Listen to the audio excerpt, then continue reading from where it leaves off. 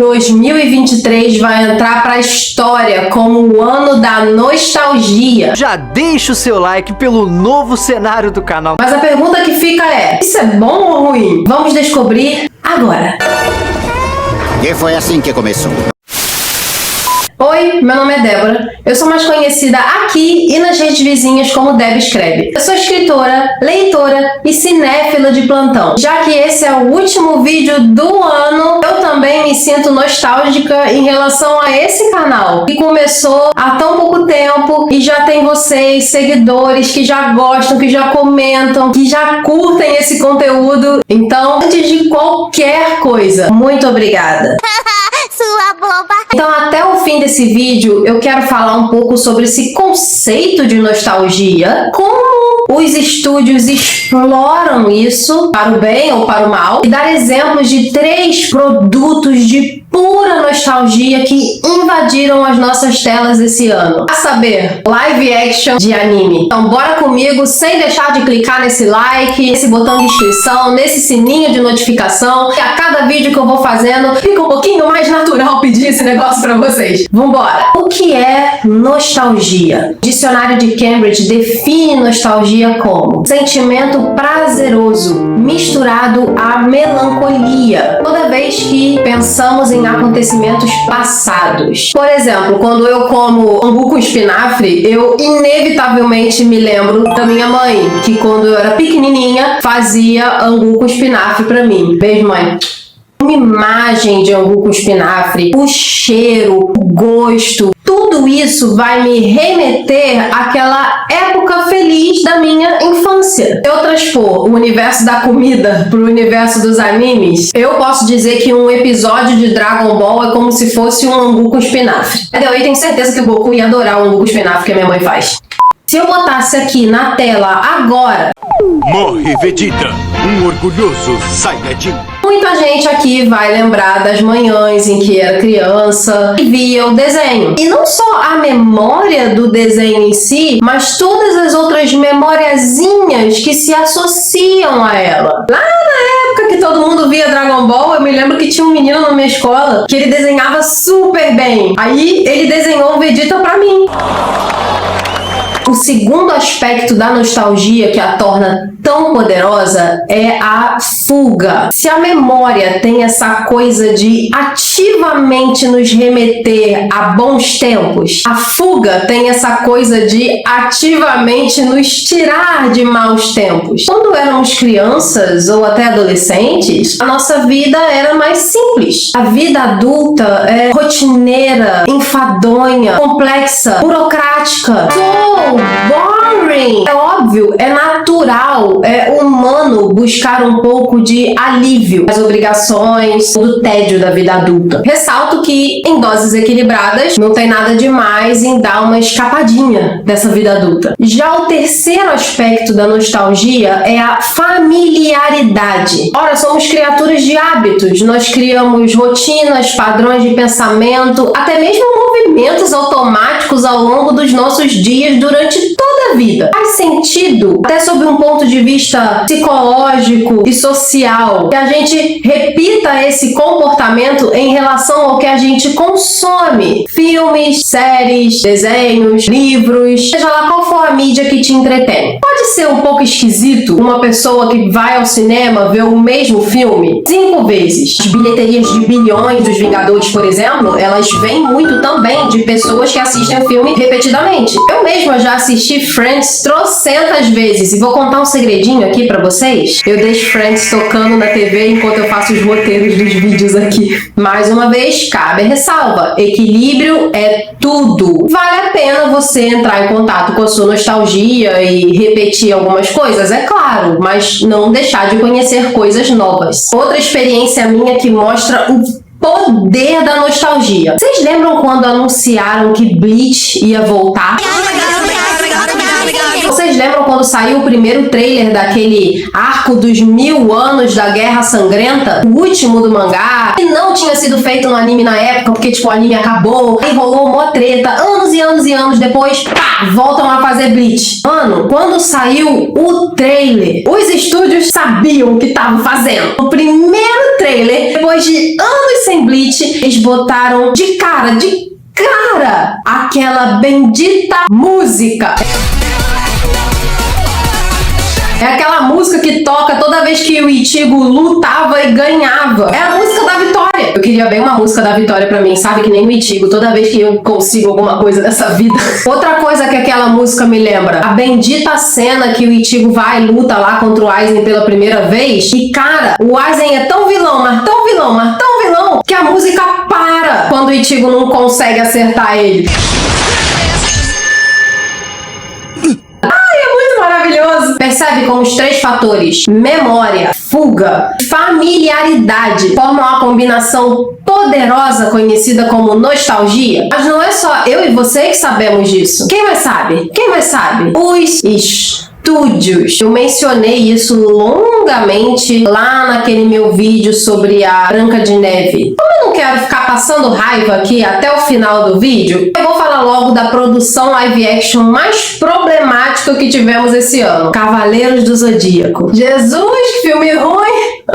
É difícil começar. CDZ foi o primeiro anime que eu assisti. Assim, ever. Em toda a vida. Eu brincava de Cavaleiros do Zodíaco no colégio quando eu era pequenininha. Eu ia pra casa assistir. E minha mãe me proibia assistir porque ela ficava falando que era coisa do demônio. CDZ evoca memória, familiaridade e até fuga em mim. E em muitas outras pessoas. Você pode ser um deles. Sabendo disso, vem a Sony e fala: vamos fazer um filme dos Cavaleiros do Zodíaco. Por quê? Porque eles querem bancar em cima do fã, em cima de quem adora a obra. Só que do momento que aquele bendito trailer bateu na internet, todo mundo soube que o filme ia ser uma porcaria absoluta, sem alma, sem nada a ver com a história. Até o homem mais forte choraria se estivesse Um CGI péssimo. Ele fedia produto de estúdio. Uma galera que pegou a IP, ou seja, a propriedade intelectual, simplesmente para lucrar sem qualquer apreço pelo fã. Aliás, eu vi uma crítica em relação a CDZ que eu acho muito pertinente. É um filme que não se melindra de usar uma propriedade intelectual, mas ele totalmente se envergonha do material original. Como eu já não tinha nenhuma expectativa em relação a esse live action em particular, ele nem chegou a me dar raiva, porque assim, pra mim, ó,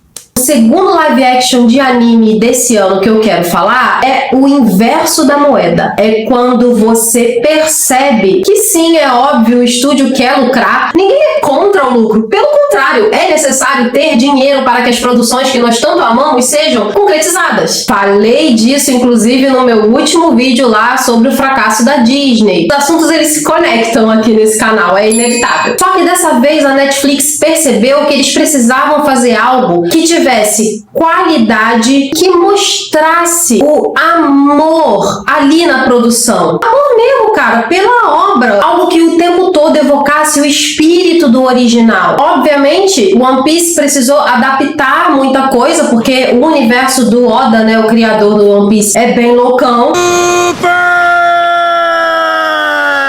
Mas só o fato deles terem o próprio Oda supervisionando e aprovando as coisas mais importantes ali na produção já demonstra o nível de investimento do estúdio, que dessa vez foi muito além do financeiro. A gente via estampado na carinha dos atores e dos roteiristas e dos produtores e de basicamente todo mundo que estava envolvido na produção o quanto eles se entregaram para aquela obra, que é o mínimo que um fã merece. Já o último live action de anime do ano me deixou um pouco dividida. Pois é, senhoras e senhores, está um pouco tarde, talvez, para fazer uma resenha de Yu Yu Hakusho? Tá, mas eu vou falar da série assim mesmo.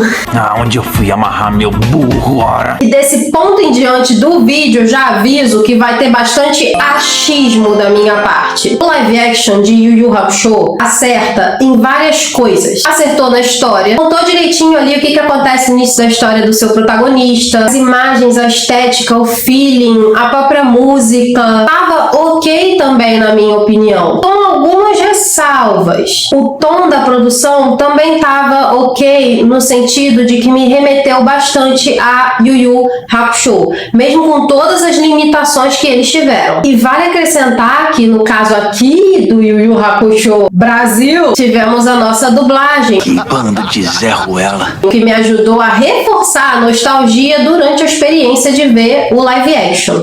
Infelizmente, os meus pontos positivos param por aqui, porque em cada um deles é necessário fazer ressalvas que puxam para o lado negativo. Número 1, eu disse que a história estava direitinha, bem contada. Só que o ritmo da narrativa ficou todo desconcumbelado, porque como você conta uma história tão grande quanto o Yu Yu Hakusho, e mesmo assim nos primeiros arcos, em só 5 episódios, é lógico que o enredo sofreu pra caramba. E você tem os personagens, que por um lado eu achei maneirinho, e os atores fizeram um trabalho, e até o roteiro fez um trabalho, apesar de limitado. Só que, de novo, por causa desse ritmo mega acelerado, insano que foi a série, ficou faltando, né? Tanto dos personagens nas suas relações intrapessoais, deles com eles mesmos, quanto nas interpessoais. Aquela dinâmica dos 4, Yuzuki, Kuwabara, Riei, Kurama, assim, porque, claro, né? Não tinha tempo. Rapadura é doce, mas não é mole, não. Em relação ao tom, me remeteu a Yu Yu Hakusho? Me remeteu, mas só pela metade. Porque, apesar de ter a dublagem brasileira ali, vou falar uma coisa que talvez muita gente não goste, não concorde, mas eu tenho que falar. Como eu disse, é meu achismo. Eu achei a dublagem deslocada do tom da série. Eles falavam umas paradas assim, engraçadas, mas a série não tava tão engraçada assim. Faltou aquele humor patenteado Yu Yu Hakusho ali. Eu não sei se o humor também foi uma questão de ritmo. A narrativa, ela corria tanto que não dava tempo de desenvolver a comédia com naturalidade, porque a comédia de Yu Yu Hakusho, assim como de muitas obras, surge das situações e das interações entre personagens. Quanto menos interação você tem, menos desenvolvimento, menos humor. Percebe como esse ritmo acelerado da série prejudicou cada aspecto dela? E o último ponto, que não tem a ver com ritmo, mas tem a ver com orçamento, chamado budget. Muito claro que a Netflix levou mais fé em One Piece do que em Yu Yu Hakusho. One Piece é uma série que parece mais cara nos seus efeitos. O teu horror, pobre! Em Yu Yu Hakusho Live Action, não rolou essa mesma qualidade de CGI. Tirou um pouco da minha experiência, sim. Mano, o Toguro tava parecendo Groot. Os músculos dele, cara, tava vibrado de um jeito que não era natural. E nem é no sentido fake nerd da coisa. É no sentido de que parecia uns galhos, tá ligado? Não tava legal aquele CG. Ainda assim, a minha inclinação em relação a Yu Yu Hakusho foi mais do perdão do que da condenação. One Piece já foi pro céu, Cavaleiro do Zodíaco desceu, porque ficou claro e evidente que ali era uma produção só pra poder arrancar dinheiro de fã desavisado. E o Yu Hakusho ficou ali no limbo. Tá doido? É uma produção que foi prejudicada pela falta de grana, tanto em questão de CGI, quanto talvez no próprio ritmo. Eles tiveram que condensar muitos e muitos e muitos episódios em 5. Eu ficava assistindo e ficava pensando, mano, isso aqui tinha potencial pra ser incrível, gigante, mas não. Tiveram que derrotar logo o Toguro na primeira temporada. Isso me leva a uma pergunta que eu quero fazer pra você. Até que ponto você está disposto a perdoar um live action ou qualquer adaptação? Agora a gente pode sair um pouquinho dos animes só para fazer essa pergunta. Em nome da nostalgia. Ou às vezes a gente pode ir na direção oposta. Até que ponto nos tornamos implacáveis em nossos julgamentos por causa da nostalgia? Vale a pena pensar nessas coisas. E é isso, nesse clima de alegria, nostalgia, perdão, eu me despeço de vocês nesse fim de ano. De novo, muito obrigado por ficar até aqui comigo. Espero que vocês fiquem nos próximos vídeos. Espero que isso aqui esteja rolando ano que vem. Só tenho aqui gratidão. Então, sem mais dizer, beijos, até a próxima e bye bye!